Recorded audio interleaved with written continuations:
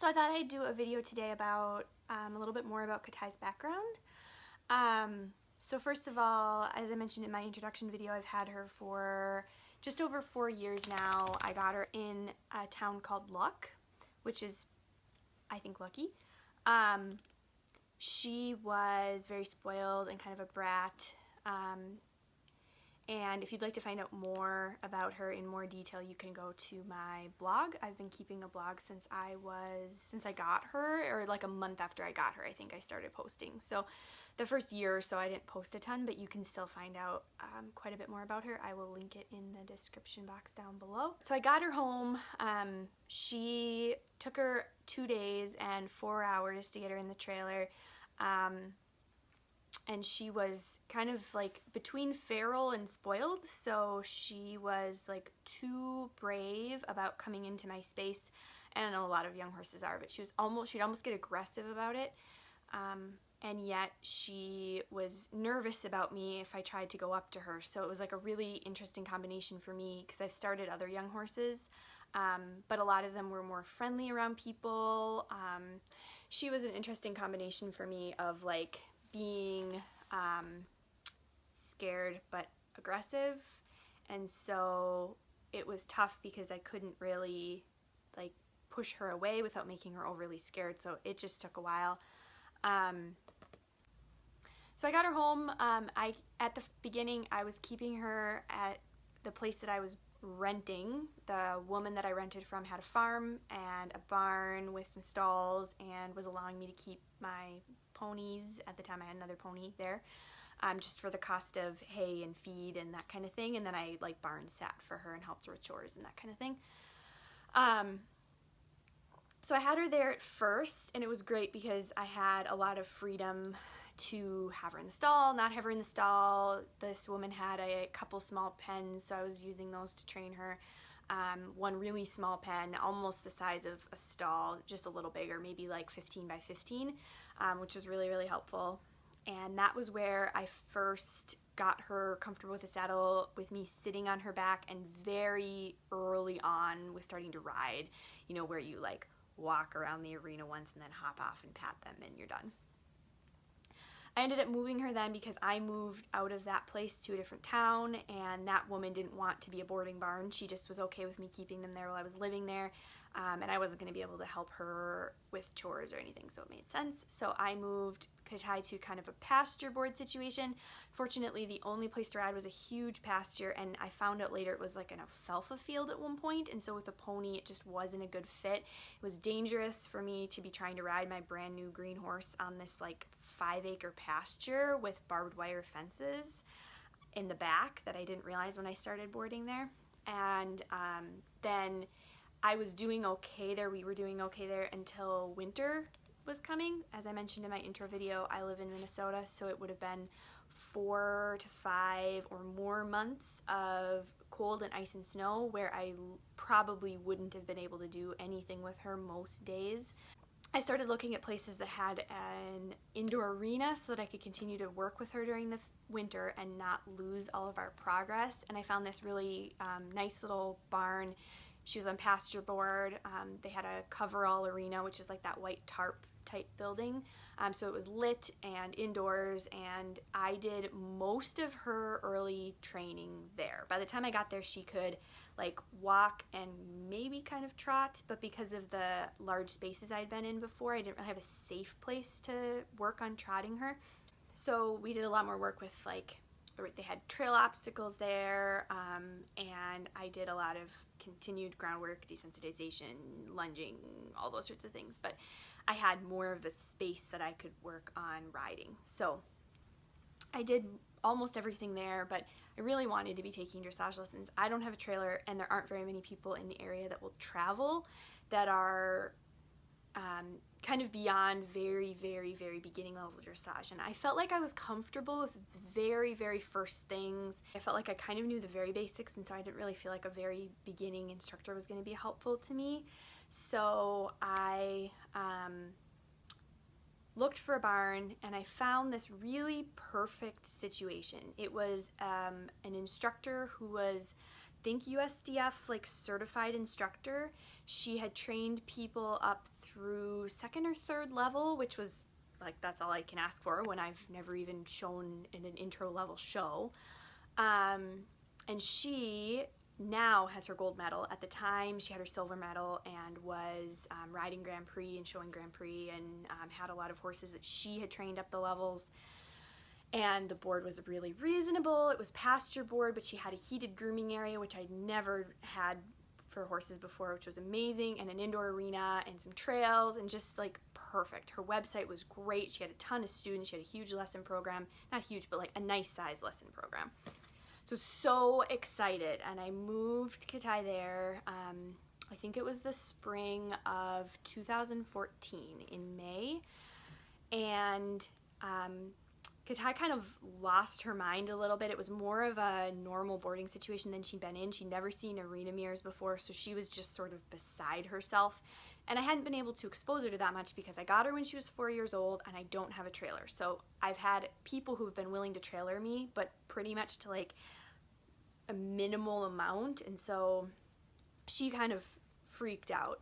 I spent 2 months with her and the instructor doing lunging her and then taking riding lessons on one of the instructor's horses. And I'd been taking lessons with the instructor prior to moving Katai there and asking for lessons on my young green horse. So we kind of worked through a lot of that, and I'm actually glad now that that took as long as it did, because when I started riding with her, it was pretty apparent to me early on that what she was doing was something that I would consider abuse. I'm all about, using dressage whips appropriately and using lunge whips appropriately. And, if a horse is just refusing to do what you ask it to do, and you've ruled out pain and you've ruled out that they just don't understand, putting a little bit of pressure on them is good. But we had a young green horse and somebody, me, who had never had dressage lessons in my life before. And in the span of about a month and a half, she was asking for things that instructors that I've seen, that I watched on YouTube, that my friends have ridden with, wouldn't be asking for until second or third level. 4 months in, she was trying to get us to do like second level work, but in the collection of like Grand Prix level work, like an extremely collected frame. And Katai was losing her mind. She was rearing, she would just freeze up, she was just unwilling to go forward at all. So the biggest thing I learned from that was, if I think I'm uncomfortable with something, I need to like speak up and do something about it, because nobody else was going to do it for me, and I'm like the only one that can speak for my pony. I'm really, really glad that I'm no longer her student, but at the time it was a really difficult decision to make. September, she made a comment about Katai not being able to do this work, which in that moment, like, she was clearly falling apart, and so it seemed kind of like, yep, okay, maybe she is. I told her I wanted to take a month off of lessons. So I took a month off of lessons. At the time I told her, and I was like re-examining what I wanted to be doing, but she had been pushing from the beginning that I was good at this, I was a talented rider, and I needed to have like a horse, like a warm blood, and she would be happy to help me find a warm blood that would be a better fit for me. So I said, like, I need to think about this. I need to put some thought into it. I love my pony. I want to keep her. But if you're telling me she's not going to be good at dressage and I really want to do dressage, I need to, like, do some soul searching and figure out what I want or plan or need to do. So I took a month off. It was really uncomfortable because every time I was there riding, and she owned the barn. She instructed all of the students. There were a lot of students there. She was there a lot. So I would ride by myself without her quite a bit, and I could tell that she was really unhappy with what I was doing, which was basically a lot of long and low, because I'm an intelligent person. I might not know what I'm doing with dressage, but clearly my pony was being pushed too hard the other way, like really, really, really high head. Her back was starting to get sore. She was very hollow. So towards the end of the month that I wasn't taking lessons, she came up to me, and I'd been doing a lot of soul searching, but I wasn't exactly sure what I was going to do yet. she came up to me and said, like, okay, like, this is the day we're going to do the lesson when you come back.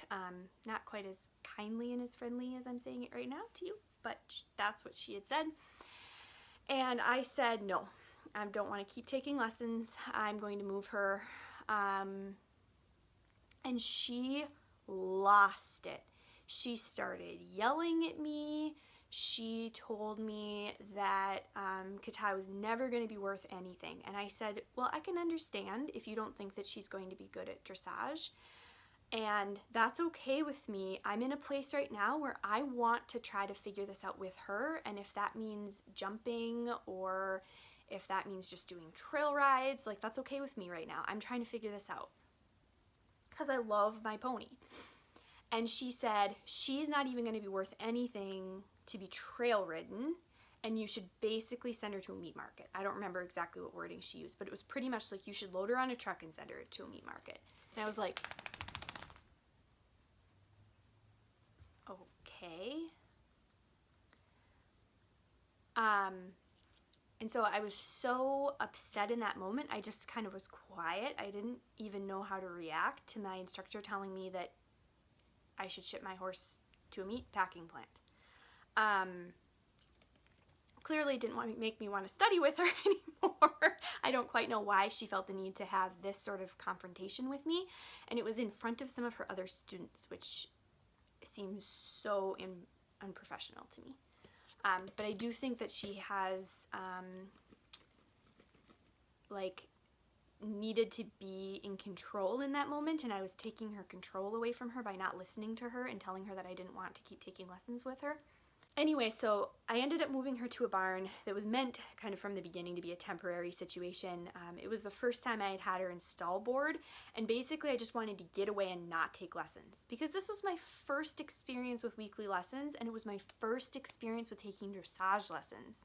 But it was really tough for me not to feel like maybe it was me and Katai that were failures and we weren't going to ever be good at this, and I needed some time to like slow this down and think about it and get it figured out. So I went out and watched a couple of lessons with a woman. I started working with her, and so I did, and like everything turned around. Everything was good. She loved Katai, thought that she was really talented.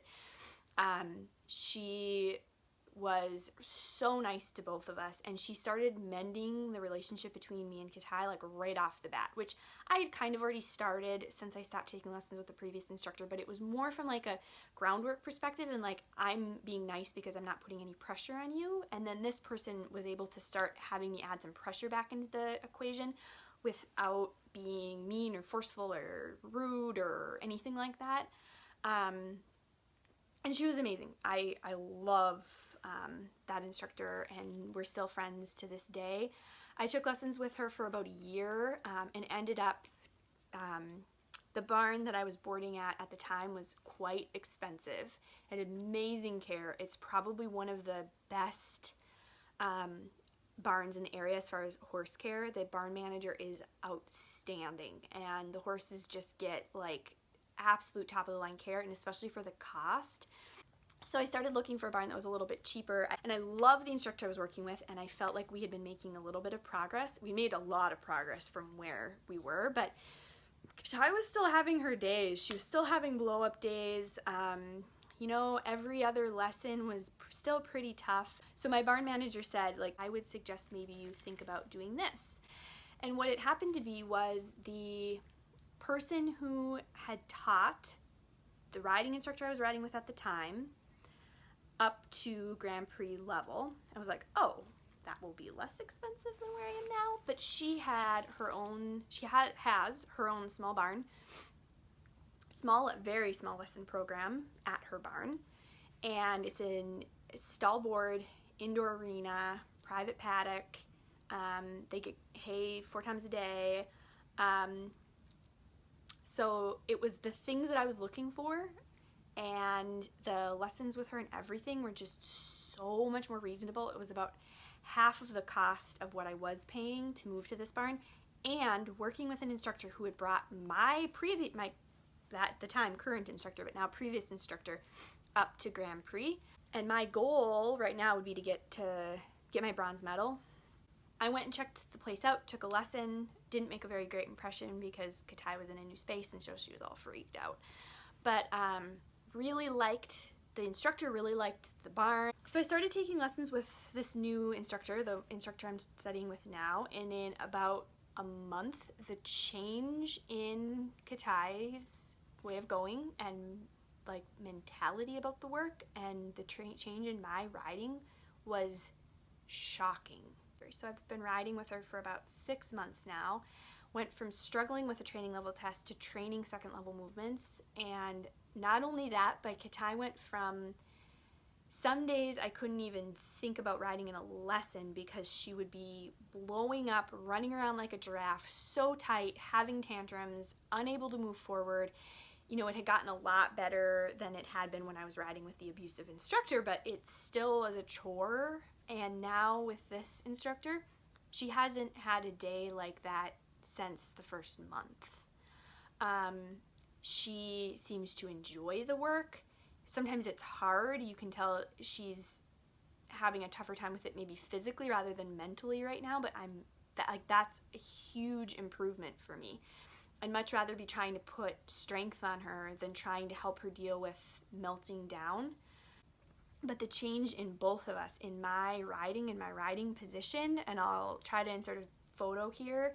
I did this of my change from after I stopped with the abusive riding instructor all the way to today, or not today, but this was in November, I think, that the photo was taken that I'll hopefully be posting here. So it's just been outstanding. I feel like I can actually ride my pony. I can ask her to do things and she'll do them and not melt down about them. I don't have to have discussions about her, about what we're doing. She just does what I'm asking her to do.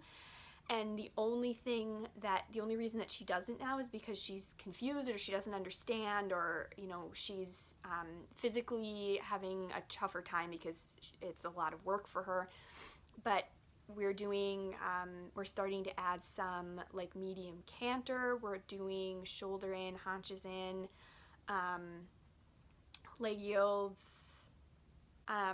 But her stride length, her suspension, her strength, her everything is just so much better in 6 months. So not only am I saving money, but I'm like making leaps and bounds of progress in myself, in my riding, in my position, in my knowledge of how to ride. And then she is as well in her like willingness to do the work and her strength and her body, and feel like she's going to be able to possibly actually meet my goal now, which has always been to get my bronze medal with her. I'd always said, you know, even if I can get a couple of my scores, I'd be really happy. But now I actually feel like she probably could be capable of doing third level work. I think whether or not we can get 60 or above at third level will be the question. You know, I have the link below to some of the riding videos. You can see there's at least one where she's wearing kind of a rainbow colored quarter sheet, which was during that month that I wasn't taking lessons with the abusive instructor. I'm in her arena and you can actually hear her teaching a lesson in the background. And then you can kind of see the videos through to, I think my most recent one was from a few weeks ago. So if you have any questions about Katai or my riding, feel free to put them in the comments box down below. So, thank you.